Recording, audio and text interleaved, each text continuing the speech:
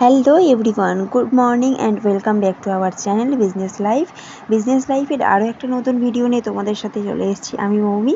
তো আজকে আমি তোমাদের সাথে শেয়ার করব যে ফ্রিজের কী কী জিনিস আমরা দোকানে বিক্রি করি। তো চলো বন্ধুরা, দেরি না করে ঝটপট করে রেডি হয়ে যাও আমাদের ভিডিও দেখার জন্য।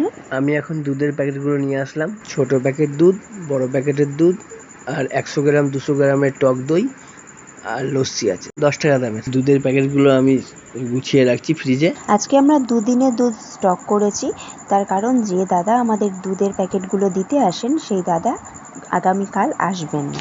আমার দোকানের কিন্তু একটা রুলস আছে, সেটা হলো যে কাস্টমার বুঝে আমি দোকানের সমস্ত সামগ্রী বাকি দিই। আর ফ্রিজের কোনো সামগ্রী আমি বাকিতে দিই না, কোনো জিনিসপত্র আমি বাকিতে দিই না। তার কারণ হচ্ছে যে ফ্রিজের জিনিসে বেশি লাভ থাকে না। এটা হচ্ছে আমার বক্তব্য, অন্যরা জানি না কি করে, কিন্তু আমি ফ্রিজের জিনিসে কিন্তু সেরম বাকি থাকে না, প্রথম কথা। দ্বিতীয় কথা হচ্ছে ফ্রিজে মোটামুটি দুধটাই বেশি রাখা হয়, তো দুধের প্যাকেটে পার প্যাকেট 1 টাকা করে লাভ আসে, ঠিক আছে। এবার সেইটুকুতে আমি কি করে বাকি দেবো 1 টাকা লাভে? সে কারণে আমি বাকি দিই না।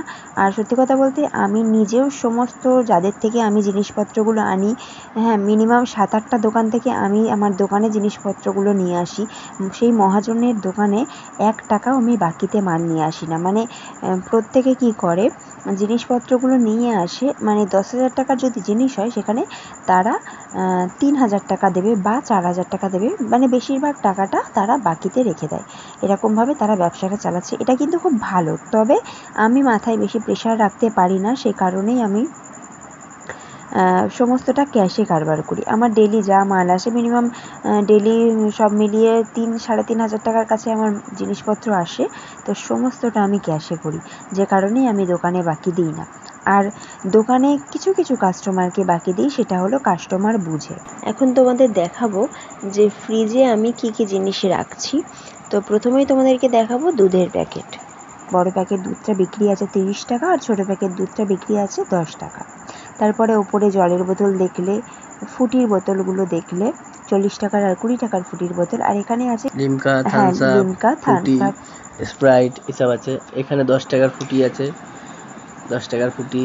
এটা টাটা গ্লুকো। এগুলো সব 10 টাকা করে বিক্রি আছে। ছোট 10 টাকার ফুটি আর টাটা গ্লুকোজগুলো প্রত্যেকটা 10 টাকা করে বিক্রি আছে। এগুলো অনেক রকম ফ্লেভার হয়, 8-10টার উপর ফ্লেভার হয় এগুলো লেমন, এই দুটোই আছে লেমন ফ্লেভার, একটা অরেঞ্জ আর একটা গ্রিন কালার। আর একটা আছে ইয়েলো কালার পাইনঅ্যাপেল ফ্লেভার, ওটা আছে, ওটা যখন আনবো তোমার সাথে শেয়ার করব। এটা তোমরা খেতে পারো 10 টাকা করে। এটা হলো ওআরএস। আরে হ্যাঁ, এটা ওয়ারেস। এটা ওআরএস আমরা সবই রাখি একটু কম কম। একটু কম কম। হ্যাঁ, ফুটিগুলো আমরা 12টা করে আনি, আর গ্লুকো ড্রিঙ্কগুলো 12টা করে মিলিয়ে নিয়ে আসি। ওআরএসটা 6 পিস আনা হয়। এখানে 10 টাকা 5 টাকা সব ক্যাডবেরিগুলো আছে। ক্যাডবেরি আমরা প্রচুর আনি, একজন 200 টাকার ক্যাডবেরি নিয়ে গেছে কোনো একটা ওকেশনের কারণে, আর সেটা এই ভিডিও করার ঘন্টাখানেক আগেই নিয়ে গেছে, সে কারণেই ক্যাডবেরিটা এত কমে গেছে। নাহলে ক্যাডবেরির যে ডাব্বাটা দেখছো, এটা পুরোটা ভরা থাকে। এটা হলো 18 টাকার দই, এটা হলো লস্যি 10 টাকা দামের। এগুলো ক্যাম্পা আছে, নতুন উঠেছে এগুলো। 10 টাকা দামের ক্যাম্পা দারুণ চলে, এটা ডেলি আমার 5-6টা করে বিক্রি হয়। পাশে 20 টাকার ফুটি আছে, তার পাশে 20 টাকার স্প্রাইট আছে। গ্রিনটা স্প্রাইট, হ্যাঁ স্প্রাইট। এটা